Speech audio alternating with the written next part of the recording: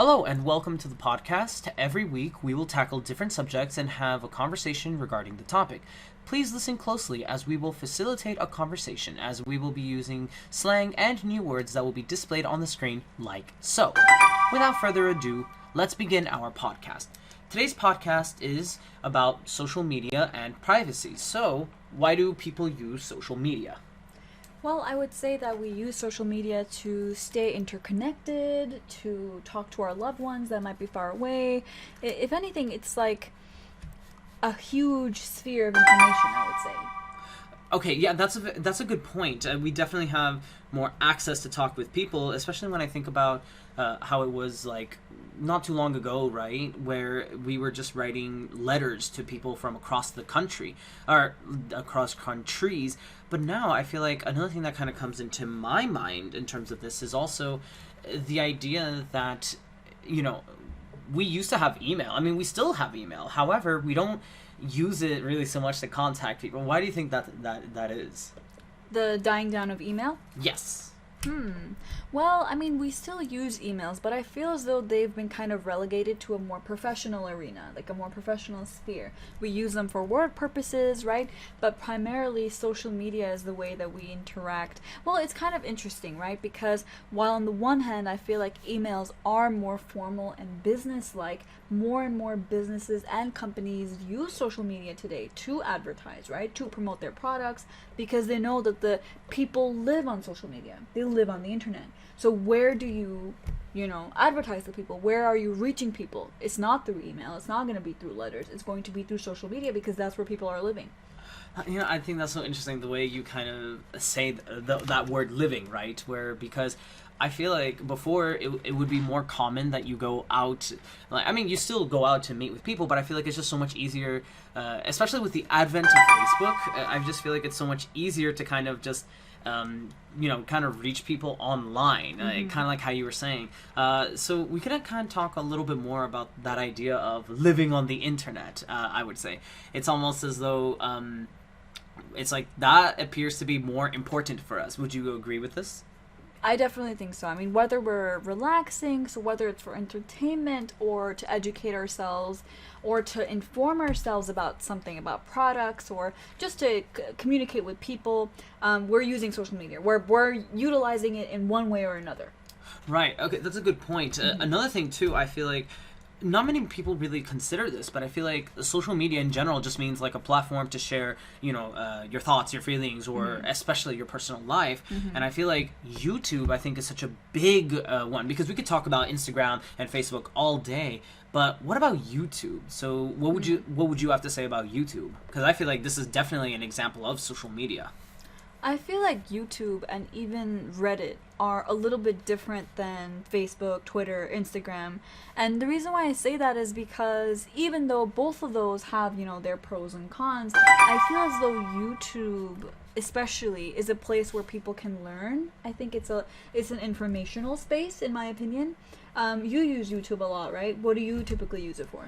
Well, I mean, I use it just for being entertained, whether that is, like, things that don't really do anything other than just make me laugh or smile, or, like how you were kind of mentioning, educational purposes. I feel like I definitely use YouTube for those reasons. Right. No, go ahead. Yeah, so what I was going to add here is I think it's kind of interesting because maybe whereas other social media like Twitter, Instagram, and I guess Twitter, Instagram, there is an aspect of narcissism there, wouldn't you agree? Like, there is an idea that, I'm important, look at me, this is what I ate today, this is what I did today, watch me, right? Yeah, I think that is you nailed it right there. I think that really is what social media, I think, is like mostly about. It's that idea of kind of like, oh, look at me, look at my life, look how interesting it is. I feel like maybe that's one of the reasons why we like to follow celebrities, right? Like, I feel like because we like to see the lives of the celebrities, so we almost want to mimic that idea ourselves. That's true, but I really think that social media itself has really revolutionized celebrities and the concept of celebrities to begin with, right? Because before, celebrities were these people that were, you know, up on a pedestal, their standards were unattainable to us, whereas now you have all these social media influencers, right? They're the new brand, the new era of celebrity. Wouldn't you agree? Yeah, no, yeah, I feel like that makes a lot of sense. Like we kind of become a different kind of celebrity ourselves. Like whether it, like maybe we're not, obviously most people aren't going to be world renowned, however, but I feel like at least we can at least acknowledge that we try to be famous, even if it's within our own city, our own communities, our own, really, like even like a small group, or even our workspace with like other coworkers. Right. I feel like that's such an important thing. So here's my next question. What would you say about this idea? Are we addicted to social media? Like, are we addicted to being famous? Addicted to oversharing, for instance?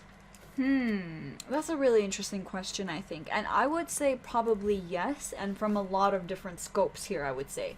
So I guess on the one hand, they do talk about how there's like a dopamine release every time you're getting a notification, or, you know, every time like, oh, someone's liking your photos or commenting on your stuff, you are getting a rush of dopamine, you are getting that hit, so you are interested in going back to it again and again and again, right?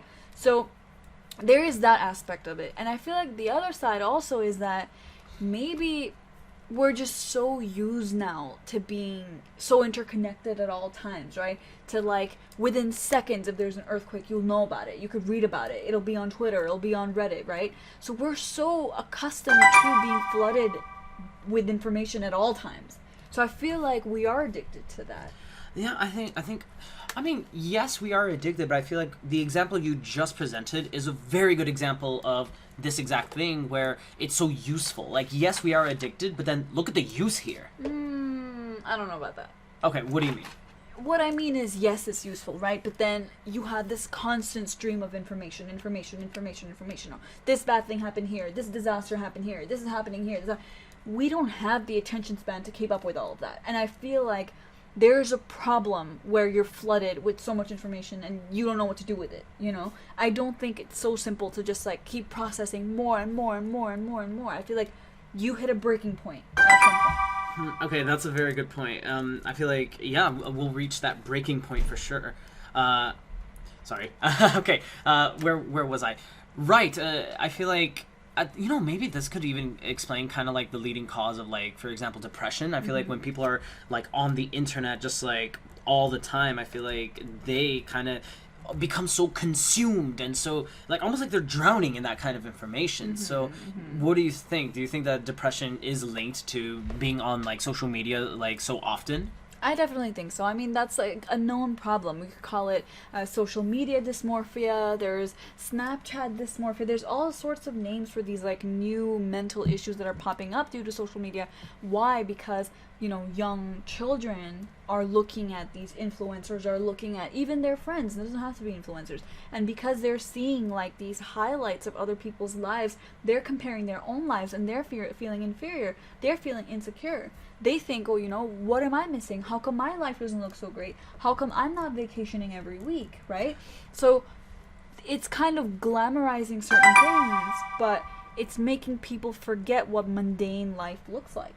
Okay, I think that's kind of interesting the way you kind of phrase that is, where, you know, it's so glamorized that, you know, I feel like I've heard this idea before where it's like, oh, people look happy in the photos, right? Everything looks great and happy, but the truth is they aren't happy. If anything, like, they're depressed because they only do this because, oh, this is their job, for instance. For some people, it's their job. For others, it really is just a way of life. Yeah, it is a way of life. I feel like that is kind of a problem. I mean, I feel like with the rise of influencers, it is kind of scary because something that, you know, maybe the older generations, maybe they might look at this as an entertaining pastime, but it has been turned into full-fledged careers by these people, right? So for them, for like YouTubers and TikTokers and all these people who make a lot of money through sponsorships and stuff, they have full-fledged careers coming out of this. Whereas, you know, like for other people, it's just entertainment and that's all it is.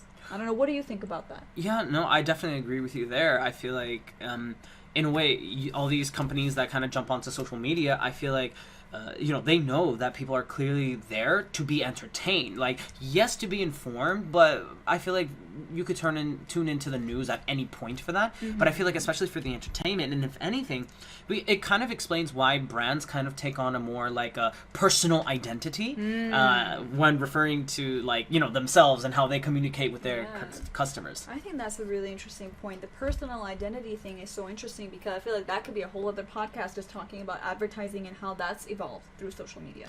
But one thing that came to mind while we were talking about this is how the boundary between just social media, like browsing through social media and being fed advertisements, is so blurred, right? You could go on YouTube, or on TikTok or whatever, and you could watch like people talking about a certain product, and you think it's so seamless and so perfect, or it just seems like a conversation. But then what you don't know, or what you're not aware of, what the consumer is not aware of, is that there is a sponsorship there. They're getting a deal for talking about this. That's such a good point. Yeah, and I feel like in a way we just, I don't know, I feel like maybe our desire to be entertained kind of blinds us from the sponsorships, even when they directly say, hey, this is a sponsorship. I feel like we're kind of blind to that now, because for us it's just entertainment more than anything else. Yeah. And I would definitely also add to that it almost feels as though we are kind of confining ourselves into like a more like, I guess like we're trying to see how to explain this. Like, we're confining ourselves into a more state of like, just like, I guess like information just easily feeding it into ourselves, where before we had to kind of like go outside of the boundaries of like finding everything. Right. However, now we're just so confined into everything that now we're just stuck in this like in a loop almost, right? Like, we watch, we absorb, we buy, and then it repeats the cycle. Yeah, I agree. I definitely agree with that. And so here I kind of wanted to actually ask you in reference to like brands and companies and in general. I feel like, I guess we're kind of headed to say that the internet and social media can be predatory. So with that in mind, why do you think that online privacy is so important? I feel like online privacy is important for a variety of reasons, really, because first of all, the idea is just like you wouldn't share your passport or your like personal information with anybody. You would not want that data being, and I already kind of spoiled it, data, right? What I mean by that is like, we don't want that kind of information. No one needs to know what our passport is or where we've been. No one needs to have access to that. But yet, with the internet and social media, they can access that with kind of like going past like our own permission. Even if we kind of say no, they have other ways to kind of break that. I guess that agreement that we have with the platform itself. But then if it's in the terms and conditions, is that responsibility not on the consumer? That is a very good point. Yes, of course, we have the choice to read it, but for most of us, and let's be honest, most of us don't read it. And like, we might skim it and whatnot, but we don't actually read the fine print. Like, I feel like that is something that we just don't do, because we just assume, the big corporations, they're not out to get this, they're our friends. I feel like we definitely have that kind of association. That especially Google, I think, is like one of the biggest ones, right? Because we use Google every day for work or for just personal use. I feel like Google is such a like very widely used thing that we could never think that they would, I don't know if the right word would be betray here, but definitely that. Okay, I think that makes a lot of sense. And so let me ask you this. Overall, would you say that social media has a net positive effect or a negative one? I kind of want to say negative. And not, for example, I definitely understand from a business perspective, definitely positive. It's a great way to kind of spread and expand like that. However, I feel as though when I think about the effects that it has on people, that's where I kind of start wondering if maybe it should be limited a little bit. Interesting. But then again, the people who are going to be listening to this podcast to begin with are going to be interacting with you through social media.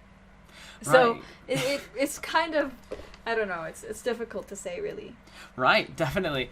And I think that will be all the time we have for today's podcast. So thank you for tuning into the podcast. Please watch the follow-up video to this podcast to see an in-depth analysis of the vocabulary words used.